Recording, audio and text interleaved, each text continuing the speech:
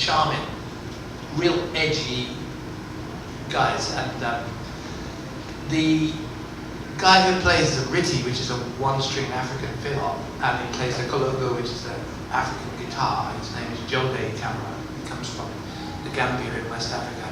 And I just helped him fill his immigration form coming in here from Canada this afternoon. And he says to me, "Uncle, without you, I would be lost." Because people from that, as soon as you go over the English Channel, anybody who's the oldest in the gang is uncle. So yeah, so I'm his uncle, which is very odd when you see us together. But the whole thing based on humour is, I think I might actually stop singing and just, you know, stand up. Well, no, sit down.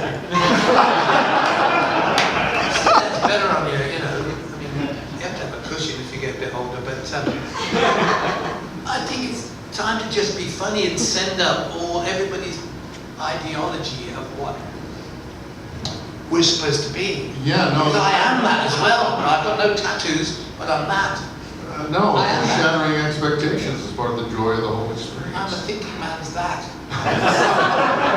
Something I've never talked to you about, and I heard you recently talking about hanging out with Elvis Presley, which was kind of a thrill for you, right? Yeah. But he had the drugs. No, he didn't actually. It was a very, very clean time. But what year was that? I have no idea. Well, what I was curious about was Robert Plant's. I can tell you what happened though. Yeah, you should tell us what happened with Elvis I'll tell Presley. you one thing that happened. He was playing at the Forum in LA, and my mic technique. You're almost drifting into the world where you remind famous singers that they should sing into the microphone. Yeah, so he was doing his gig and he was playing, he knew we were there, he invited us to come and see him. And he wanted to know who these people were who were selling tickets quicker than him, because we were working with City Winery Chi, who now owns some film conglomerate. So during the show, we were sitting there, and his band, he's got that 1972-73 band, the guy with the double bass drums, James Burton on guitar, and Sweet Sensations or somebody singing. And he's playing Reconsider Baby from Elvis's back album, which was a Lowell Foursome track. And somehow they get it wrong. I mean, a 12-bar blues, to get a 12-bar blues wrong, you know, it doesn't really happen. But he stopped the band and he said, "Wait a minute, we've got Led Zeppelin in here tonight, we've got to get this right." So I started crying. And Bonzo helped me a bit, and like, wow. So we went to the motel afterwards, the hotel, we got to the top floor, and there's a couple of guerrilla guys there with a table with nothing on it outside the elevator. That was a very familiar thing for us, to have people there with nothing to do and a table to do it on. And so we gave them our names, and they shunted us down to the presidential suite. You could smell it a mile off, you know. And we went in there, and the room was full of Castro convertible couches, and the most amazing looking ladies, all looked like Sandra Dee.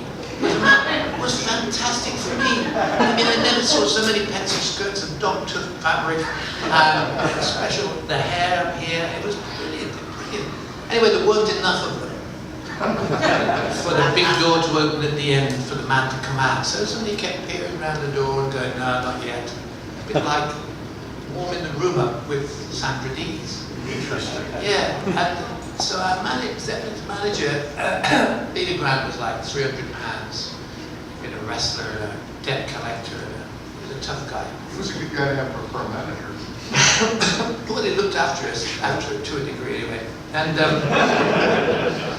so everybody's sitting around, small talk, no sounds, no music, just waiting for the man. And our manager walks along, and sadly he lost his footing, and he started toppling, rather like a sort of some scaffolding coming down. And it was very, very obvious that he was heading in the wrong direction. and he ended up sitting on Elvis's dad's lap. And Vernon Presley was like, I don't know, 110 pounds in weight, and it was the most amazing picture, like as if Vernon had this little baby delivered by a stork. And just one of the greatest pictures. And Elvis came through the door, and we had the most fantastic, very funny time. Well, now, what was that like talking to King? You obviously, you know... Well, we talked about black music all the time. Otis Blackwell and... Yeah, and all that stuff that, you know, that he'd been... when he was a kid, you know, he, like Jerry Lee down in Faraday, Louisiana, they were living in areas which were buttoned into the black community, and so... And of course, you had radio, something that's a thing of the past now, but then... Yeah, I miss radio. Yeah. Well, the only reason I'm here is because there are one or two places left that actually play some kind of game, but for him, I guess, he was just really... I guess he didn't really know what was coming around the corner. What he did lose, really, was the kind of writing partnerships of Lieber and Stoller, Otis Blackwell, the people that gave him the songs to sing, and he could get his voice around, his chops. He was great. But he was a really good guy, and he was really funny, and what I liked about him, which kind of reminds me slightly of the way I see things, is that he didn't take it seriously. He obviously was immersed in it and trapped, because he had a manager who was an illegal alien, so he couldn't go anywhere. You know, he couldn't go abroad, he couldn't come to Europe, he couldn't go anywhere without the Colonel. He could not have the Robert Plant experience. Well, yeah, well, my manager resigned years ago. He said, well, you know, what a mess you're doing with your career. So Nicola took over and we messed it up together now. So, but it was great because he knew how ridiculous it is to be in a situation that you love. At the same time, it's sweet poison, really. Yeah, absolutely. Well, I just have one last question. Oh, have you had any questions yet? No, I pretty much just wanted you to tell stories. You know, you've been to Chicago a number of times. You've shared some great stories. He had a great experience. How many times did you get to the Checkerboard Lounge over the years? My buddy guy, Junior Wells, was down there. Well, quite a lot. We were under the Burning Spear. We were almost. There were some blues artists that thought that we'd done some kind of service because the blues was huge in Europe, and it wasn't really about white kids massacring the blues. It was throughout Western Europe, Scandinavia. It was the original guys who'd been woken up, like Skip James and Sunhouse and stuff, and you know, just like Dylan was crucified for going electric, so too was Muddy Waters in the 50s in Manchester, England. You know, where it was sort of a Bob Dylan thing before Bob Dylan was. Well, I guess so, but so yeah. So anyway, we got a complete knowledge of this stuff. I had, you know, and I still do. And it grows more and more, even though it's going further back now. Yeah. So I was in the Checkerboard Lounge one night, and Junior Wells came in. They'd lost the drummer. That's usually what happens when I came. Yeah, it was a directional, it was a navigation error, really. Or substance error, I don't know. Anyway, he didn't show up, so Junior Wells played this amazing one-man Sonny Boy Williamson hour. It was so good, it was really good. And then he said, he got his flares on and his Al Green look. He said, and tonight, you know, here we got from Europe, we got Led Zeppelin in here tonight, big guy in rock and roll. Stand up, Led, take a bath. So I got on the chair and went, fuck it, I'm here. I can't see any miserable guitarists or bass players here, I'm going to take the whole lot. So, yeah. Anyway, we went to the White House, and as the story continues, from the Checkerboard to the White House. Well, we legitimize ourselves. Substance abuse becomes something different when you use a lot of antacids. And house, and I see Buddy Guy over the years, places, you know, and it was great to go and be in amongst those really stimulating people from another world, you know. I mean, Obama had such a vibe. He was so in the spirit of things. It was so humorous. He's kind of a little aside for really funny. He's another sit-down guy, you know. And so I spent more time again with Buddy Guy, and I know how really crucial his playing was in the early 60s when the old boys were getting tired on those chess recordings. They called him up in the middle of the night, and Buddy Guy had to go do those amazing guitar parts. Part Otis Rush, part Ike Turner, those great bits of playing. So we've gone past the sort of mutual hail fellow, well met pal thing. And we're mates. So last time I was here, I played the food festival here. Chicago. Yeah. You played a 93 XRT Chicago rock show. I know you're into food, I can tell. Yes, I am. Well, I don't know whether it was mixed up with you lot again, but what it did was, it meant that I went to his club because I thought he might be there. And he was obviously bored to tears. Right. Because it's just kind of welcome people through the door and say, and Buddy Guy is like crucial. I saw him when I was a kid. He used to play a Strat, and I saw him in the club in where I lived in England, and he could drop the guitar on the floor, and as it came up, catch it on an A chord, and he had like a kind of pompadour. It was amazing. And so he goes, Robert, come on in.